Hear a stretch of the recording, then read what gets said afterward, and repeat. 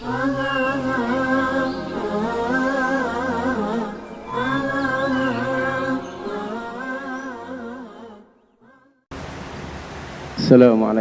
warahmatullahi wabarakatuh. Innal hamdalillah nahmaduhu wa nasta'inuhu wa nastaghfiruh wa na'udzu billahi min shururi anfusina wa min sayyiati a'malina. May yahdihillahu fala mudilla lahu wa may yudlil fala hadiyalah. Wa asyhadu an la ilaha illallah wahdahu la syarikalah wa asyhadu anna Muhammadan abduhu wa rasuluh. Allahumma sholli ala Muhammad wa ala alihi wa sahbihi ajma'in, amma ba'd. Hadirin sekalian rahimakumullah. Alhamdulillah pada siang hari ini kita sedikit diizinkan Allah Ta'ala ya, untuk mengkaji agama kita ini, agar kita tahu apa yang harus kita lakukan sebagai seorang hamba Allah Ta'ala. Salawat dan salam senantiasa tercurah kepada junjungan kita Nabi Muhammad SAW serta keluarganya, sahabatnya, serta pengikutnya sekalian ila yaumil qiyamah. Ada topik yang akan saya sampaikan, mudah-mudahan tidak tumpang tindih ya dengan mungkin ada beberapa ustadz yang menyampaikan materi. Akan saya sampaikan materi yaitu dalam agama kita ini ada sesuatu yang pasti harus jelas. Sesuatu yang pasti harus jelas. Yang pertama yaitu seseorang itu pasti akan punya dosa sendiri-sendiri, pahala sendiri-sendiri ya. Tidak ada dosanya itu gabungan atau satu orang menanggung dosa orang lain. Terus kemudian umat Islam ini punya harta sendiri-sendiri. Jadi kalau dalam satu rumah itu setiap orang punya harta sendiri-sendiri. Ayah punya harta sendiri, ibu punya harta sendiri, anak-anak punya harta sendiri. Kalau ditanya kira-kira hadirin ini hartanya sudah sendiri-sendiri apa masih campur-campur? Ya kan? Kalau harta kita ini masih campur-campur dan statusnya tidak jelas, hampir dipastikan banyak syariat Islam yang tidak bisa kita laksanakan. Contohnya yang dekatnya adalah zakatul fitri misalkan. Kalau zakatul fitri itu dibayar menggunakan hartanya siapa? A. Ibu atau istri. B. Suami atau ayah. Atau C. Bareng-bareng. Yang benar yang mana? A, B, apa C? A, B, apa C? Yang mana kira-kira? Yang mana? A tadi berarti hartanya istri. Harta suami. Tapi kalau membayar zakatul mal pakai hartanya siapa? A, harta istri, atau B, harta suami, atau harta bareng-bareng, atau D, harta sendiri-sendiri. Sendiri-sendiri. Nah, kemudian dalam hukum faraid ya. Faraid itu bisa dilaksanakan kalau tiap orang punya harta sendiri-sendiri. Kalau nggak dicampur nggak bisa dilaksanakan, ya kan? Nah, maka dalam faraid ada namanya rukun waris. Dalam kita ini rukun warisan. Ya. Rukun waris itu ada 3. Yang pertama adalah muwaris. Muwaris artinya orang yang memberikan warisan. Orang yang memberikan warisan. Nah, kemudian ada yang menerima waris. Namanya waris, tapi bentuk fa'il ya, waris. Orang yang menerima warisan, atau sering dalam agama kita disebut di Indonesia ini ahli waris ya. Yang ketiga adalah ada yang namanya maurus. Maurus adalah harta yang diwariskan ya, ada yang diwariskan. Nah, sekarang itu namanya hanya 3 saja rukun waris itu ya. Yang kedua adalah syarat waris. Syarat waris. Syarat waris itu juga sama, ada 3. Ya, ada 3. Yaitu artinya syarat menerima warisan itu ada 3. Ya. Yang pertama, orang yang mewariskan harta itu, orang yang mewariskan hartanya itu dalam keadaan sudah mati atau dalam keadaan dia sudah jelas kematiannya. Makanya dalam Islam itu orang yang mati dan orang yang hidup harus dicatat dengan rapi, jelas, sampai ke menit, sampai ke detik. Jadi ini memang Islam itu Pak, agama yang membutuhkan ya rada mikir dan pinter loh. Itu dituntut begitu. Jadi orang itu dapat mewariskan hartanya harus dalam keadaan apa ini? Sudah meninggal dunia. Banyak enggak orang yang mewariskan hartanya masih hidup di Indonesia ini? Ada enggak? Jadi dia masih hidup bilang, anak-anakku sekalian, nanti kalau bapak meninggal dunia biar kamu enggak ribut, makanya harta ini tak bagikan sekarang. Ada enggak yang bilang seperti itu? Nah, itu salah. Ya. Dan tidak ada ikhtilaf ulama gitu loh. Memang salah. Ya. Yang kedua, orang yang menerima warisan itu harus dalam keadaan hidup. Kalau mati nggak dapat warisan. Lah buat apa udah mati dapat warisan? Ya kan? Contoh. Ini ada 4 anak. 4 anak. Anak 1, anak 2, anak 3, anak 4. Anak yang nomor 4 meninggal dunia, sudah meninggal dunia. Dan dia punya anak 2, laki dan perempuan. Terus mbahnya ini meninggal. Berarti yang dapat warisan siapa? Anak nomor berapa? 1, 2, dan 3. Mengapa? Karena masih hidup. Yang 4 dapat apa tidak? Tidak, karena sudah meninggal dunia. Padahal dia punya anak kecil-kecil, cucu namanya kan? Cucunya dapat apa tidak? A dapat, B tidak, atau C bisa dapat, bisa tidak. Yang mana ini? Ini memang sengaja tak kasih materi gini, wong siang-siang nak lainnya mesti ngantuk, nak ini kan bingung sih. Jadi ada orang meninggal dunia, meninggalkan 4 orang anak, tapi anak yang keempat sudah apa ini? Meninggal dunia. Neng dia ini punya cucu, punya anak, berarti kan cucunya kan, laki dan perempuan. Cucu ini dapat apa tidak? A dapat, B tidak dapat, C bisa dapat, bisa tidak. Atau D? Gimana jawabannya? Bisa dapat, bisa tidak. Dapatnya karena apa?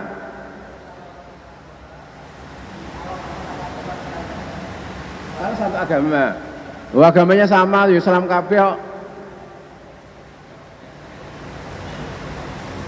Ini warisan itu tidak jadi gini dulu, itu namanya penghalang warisan. Penghalang warisan itu adalah yang pertama saya beritahu penghambaan dulu, budak penghambaan. Yang kedua adalah pembunuhan. Dia biar dapat warisan bunuh sih malah gak ento. Yang ketiga adalah beda agama. Ini kasusnya agamanya Muslim semua nggak beda. Terus jawabannya apa? Berarti kalau beda agama tadi salah. Jawabannya apa? Atau D tidak usah menjawab saja.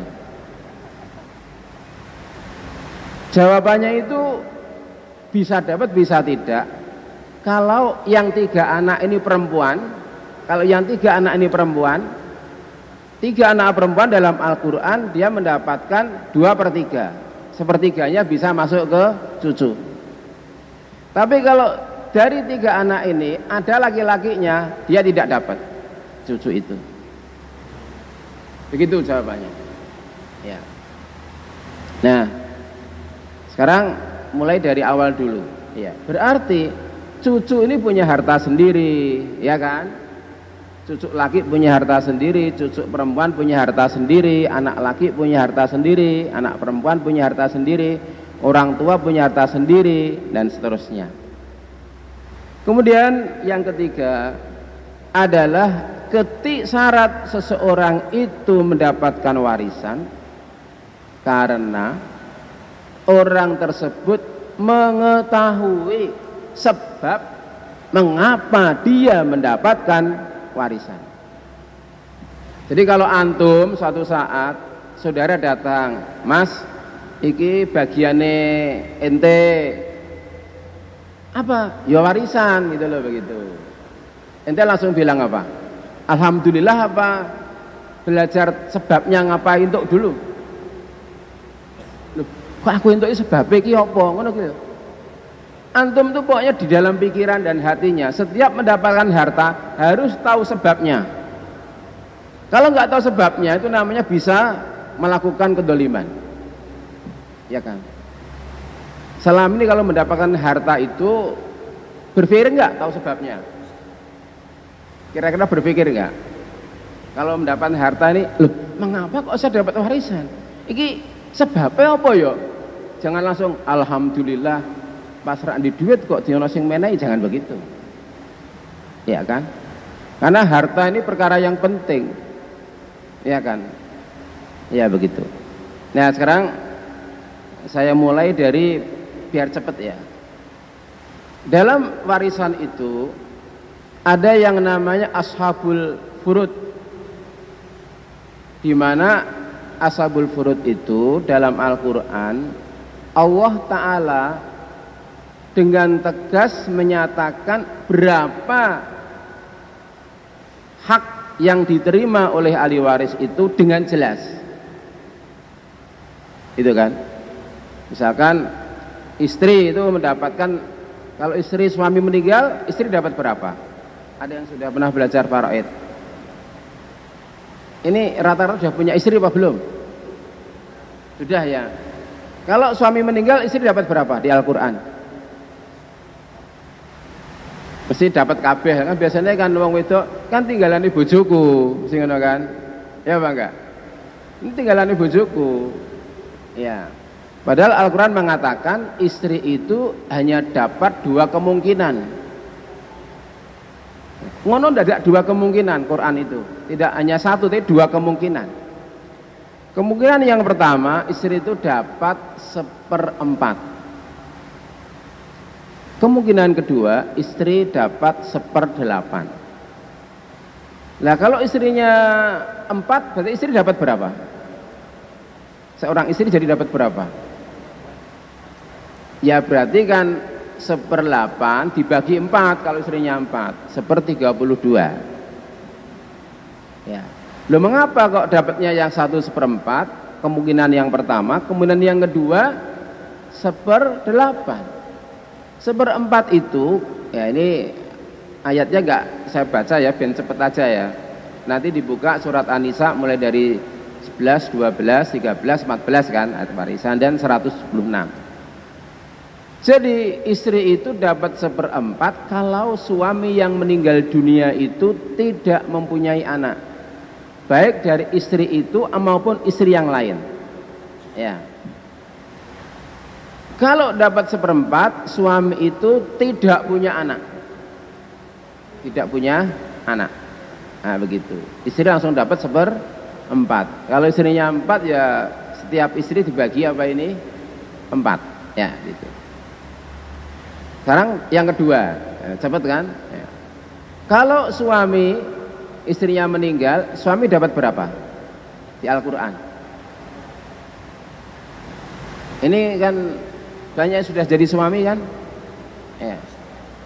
Pernah nggak berpikir suami itu dapat berapa gitu, warisannya itu gimana? Berapa? Ada yang sudah tahu? Suami mendapatkan setengah dari harta istri. walakum nisfu ma taraka azwajukum. Jadi kamu dapat separuh dari harta istrimu jika istrimu itu tidak punya anak. Kalau istri nggak punya anak, suami dapat berapa? Setengah. Tidak semuanya. Kalau istri itu punya anak, baik dari si suami itu maupun dulunya dia pernah punya apa ini? Suami yang dulu mungkin sudah meninggal pada cerai, tapi dia punya anak, maka suami hanya dapat 1/4. Ya. Berarti nah di dalam hukum Islam ahli waris itu totalnya itu 25 jenis. Ya, tidak ada ikhtilaf kalangan ulama. 25 apa ini? Jenis. Ya. Kira-kira siapa? 25 itu bisa nyebutkan. Yang pertama dari jalur yang asal. Jalur yang ke atas. Ya, yang ke atas. Yang ke atas itu adalah yang laki-laki dulu ya. Bapak. Jadi kalau orang itu meninggal dunia, bapak itu mendapatkan warisan lebih banyak daripada siapa? Istri. Ibu juga dapat warisan yang bagiannya lebih banyak daripada apa ini? Istri. Ya begitu. Nah, bapak naik lagi yang laki-laki. Habis bapak naik lagi jadi apa? Kakek. Nah, kemudian dari bapak ini yang ke atas namanya kakek sudah berapa? Bapak, kakek. Terus setelah naik horizontal yang namanya paman. Kakak bapak laki-laki atau adik bapak yang laki-laki. Kakak bapak yang laki-laki, Pak D, atau adik bapak yang laki-laki namanya paman. Ya. Tapi kalau bude dan bule bukan ahli waris. Hanya yang apa ini? Jenis laki-laki. Terus jenis laki-laki ini dibagi menjadi dua lagi. Saudara kandung bapak, jadi Pak D dan Pak Le yang menjadi saudara kandung bapak. Yang kedua adalah Pak D dan Pak Le yang menjadi saudara seayah bapak. Paham ya? Saudara seayah. Saudara seayah itu maksudnya gimana? Ayahnya sama tapi beda apa ini? Ibu. Dalam agama kita saudara itu dibagi menjadi 3. Yang pertama saudara kandung, yaitu bapak dan ibunya sama. Bapak dan ibunya sama namanya saudara sekandung. Kalau bapaknya sama, ibunya beda, namanya saudara seayah. Kalau ibunya sama, bapaknya beda, namanya saudara seibu. Kalau bapaknya dan ibunya beda, namanya bukan saudara. Ya begitu. Ini penting. Nanti jangan ini dulure dhewe kabeh. Dulur yang jelas yang mana? Secara makna hukum ya, secara makna hukum. Nah, berarti sudah berapa tadi itu? Bapak, kakek, saudara laki-laki sekandung bapak, saudara laki-laki seayah bapak. Kalau saudara paman seibu dengan bapak tidak ahli waris, karena sudah melewati jalur perempuan. Jadi sudah 4 nggih? 4 ya. Terus anak laki-laki dari saudara laki-laki kandung bapak. Anak laki-laki dari saudara kandung laki-laki bapak. Anaknya Pak D atau Pak Le yang laki-laki. Ya. Kemudian anak laki-laki dari saudara laki-laki bapak seayah. Jadi bapak punya saudara seayah laki-laki, terus punya anak laki-laki. Kalau anaknya perempuan, bukan ahli waris. Berarti sudah berapa? 1, 2, 3, 4, 5, 6. Ya. Sekarang jalur yang ke bawah. Yang laki-laki dulu ya. Apa yang ibu dulu? Ibu dulu ya. Ibu berarti ibunya bapak. Nah, itu namanya nenek. Yang kedua, ibunya ibu, yaitu nenek dari pihak ibu. Ya, berarti untuk yang perempuan tambah lagi nenek dan ibu. Nenek ada 2, baik dari pihak bapak dan pihak ibu menjadi ahli waris. Tapi kalau kakek dari pihak ibu bukan ahli waris. Sebabnya apa? Ini perlu diterangkan banyaknya, kita cepat aja waktunya karena. Ya. Terus sekarang ke bawah. Baik, sudah ibu, nenek. Tadi sudah berapa? 1, 2, 3, 4, 5, 6, 7, 8. Ya, jenis. Yang ke bawah anak dulu, namanya furu, cabang. Yaitu apa? Anak laki-laki dan anak perempuan. Anak laki-laki dan anak perempuan. Ya, berarti sudah 1, 2. Kemudian cucu laki-laki dan cucu perempuan. Cucu laki-laki dan cucu perempuan. Ya, dimaksud cucu laki-laki itu siapa? Cucu laki-laki adalah anak laki-laki dari anak laki-laki. Cucu perempuan adalah anak perempuan dari anak laki-laki. Kalau anak laki-laki dari anak perempuan bukan ahli waris, namanya cucu palsu namanya. Jadi misalkan ada seseorang punya anak perempuan, jumlahnya 5 perempuannya, misalkan punya anak masing-masing punya anak 5, berarti bapak, ibu, kakek, nenek ini punya cucu berapa? Ini bapak, ibu punya anak perempuan 5. Masing-masing anak perempuan yang 5 ini menghasilkan anak laki dan anak perempuan, totalnya 25. Berarti cucunya bapak sama ibu ini berapa? Hah? Berapa? 0. Gak punya cucu. Secara hukum apa? Waris. Nah, secara hubungan ya jangan bilang begitu. Kowe iki asline siji putuku, ngerti ora? Lho aja ngono. Itu tapi kerabat namanya. Hah? Bisa diterima? Ya kan? Jadi kalau seseorang punya anak perempuan semua, cucunya itu cucunya bisanya dia semua itu. Bisa ya diterima ya? Bukan ahli waris, tapi jadi kerabat. Ya. Berarti 1, 2, 3, 4. Ya.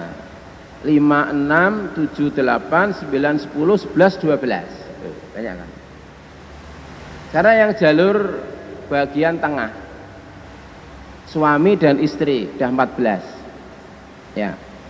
Terus ada saudara sekandung, ya, 15, 16, saudara seayah, terus saudara seibu. Ya. Saudara kandung ahli waris, saudara seayah ahli waris, saudara seibu. Terus anak laki-laki dari saudara kandung laki-laki, ya kan? Anak laki-laki dari saudara seayah. Ya, kalau saudara seibu tidak ada, anaknya tidak jadi ahli waris. Kemudian saudara perempuan sekandung, saudara perempuan seayah, saudara perempuan seibu. Ditambah 2 usus penghambaan. Ya. Kalau di total jumlahnya 25 itu. Jenis. Satu jenis bisa lebih dari 1 orang. Itu namanya ahli waris kita secara hukum faraid. Ya gitu. Ya. Kira-kira sampai sini paham? Atau ada pertanyaan? Ya. Atau bisa gambarkan apa enggak? Bisa ya, gambarkan ya. Kita kan ada siapa yang hubungan dengan kita dalam hukum faraid. Apa yang menghubungkan kita dengan saudara yang bisa menjadi apa? Wali. Ya. Yang bisa menjadi wali itu kan siapa saja, kan harus tahu kita kan. Kalau itu anak perempuan tahu wali saya siapa saja. Ya.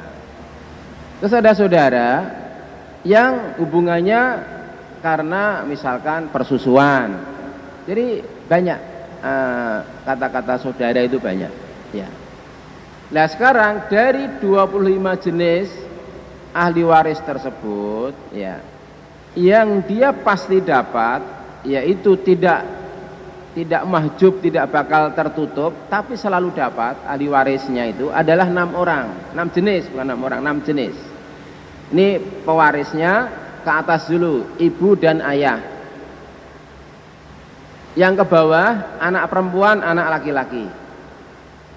Ke samping ini istri dan suami. Dah itu 6 jenis yang setiap orang meninggal dunia dia selalu mendapatkan harta waris karena tidak ada yang bisa menutupi dia. Tapi dia bisa menutup ahli waris yang lain. Gitu. Ya. Makanya ketika ada seseorang meninggal dunia, dia masih punya ayah, maka kakek tidak mendapatkan, paman tidak mendapatkan, nenek dari pihak ayah juga tidak dapat. Ya. Apalagi anak dari Pak D nggak dapat. Ya. Kalau ada ayah. Kalau ada ibu, berarti nenek dari pihak ibu nggak dapat. Kalau ada anak laki-laki, kalau anak laki-laki, cucu laki, cucu perempuan, saudara kandung, saudara seayah, saudara seibu, bahkan anaknya, laki maupun perempuan, semua tidak dapat. Makanya rumusnya gampang. Kalau bagi waris ditanya, banyak sekali orangnya itu, tanya dulu, punya nggak anak laki-laki? Kalau punya anak laki-laki, sudah lainnya nggak dapat semua itu. Tinggal 6 jenis tadi itu. Tapi kalau anak perempuan, lah itu yang jadi masalah. Karena anak perempuan di dalam Al-Quran tidak bisa menghabisi harta waris tersebut. Anak perempuan hanya maksimal 2/3. Berarti masih ada sisa 1/3. Yang 1/3 itu nanti akan bleber-bleber ke tempat yang lain, saudara-saudara ahli waris yang lain. Baik, kalau bapak ini punya anak laki-laki, itu bagi warisnya kalau nanti panjenengan meninggal itu gampang, walaupun 1. Tapi nak nggak duwe anak laki-laki, lagi rada angel, bleber-bleber nanti ke ahli waris yang lain. Ya. Nah makanya itu harus punya anak laki-laki ben gampang bagine gitu kan. Sing paling penting meneh ya ana warisane ya gitu kan ya. Nah ana warisane terus bagine dibagi apa? Iya kan? Nah sekarang pertanyaannya, ini sampai jam berapa? Jam 1:30. Oh berarti habis ya. Kita tutup dengan pertanyaan. Seorang meninggal dunia, meninggalkan seorang istri, ibu, ayah, anak laki-laki 1, anak perempuan 1. Masing-masing dapat berapa wis itu? Kalau nggak bisa pengajian lain kali aja jawabannya. Kalau bisa tak tunggu sekarang. Tapi tidak lebih-lebih dari 3 menit. Ya enggak? Ada yang bisa jawab? Bapak bisa jawab? Belum bisa ya? Belum bisa. Seseorang meninggal dunia, meninggalkan ayahnya masih hidup, ibunya masih hidup, istrinya hidup, anaknya 2, laki 1, perempuan 1. Antum bisa? Salah tidak didenda. Ya. Nah, dalam Al-Quran, bapak dengan ibu itu, kalau masih punya anak yang meninggal, masing-masing 1/6. Ya kan? Istri karena punya anak berarti berapa? Kalau istri dapat berapa dari suaminya? Kalau suaminya punya anak, kan barusan tadi belum ada 1 jam. 1/8. Berarti 1/6, 1/6, 1/8 kan? Ya. Lah sisanya untuk anak laki dan anak perempuan. 1/6 tambah 1/6 tambah 1/8, berarti 4, 4, 3. 4 tambah 4 tambah 3 sama dengan berapa? 8. Tambah 3, 11. Masih sisa berapa? 13. 13 dibagi anak perempuan dan anak laki-laki. Masing-masing anak laki-laki adalah 2 kali jatahnya anak perempuan. Ya, begitu. Sudah selesai. Ya. Kalau uangnya hanya 24 juta ya tinggal dibagi. Ya kan? Bapak dapat 4 juta, ibu 4 juta, istri 3 juta. Lah sisanya untuk anak laki dan anak apa? Perempuan. Biasanya nak mau 24 juta kira rame. Nak 4 miliar lagi rame. Wah, ini untuk piro. Nah, begitu. Ya, saya kira sudah ya.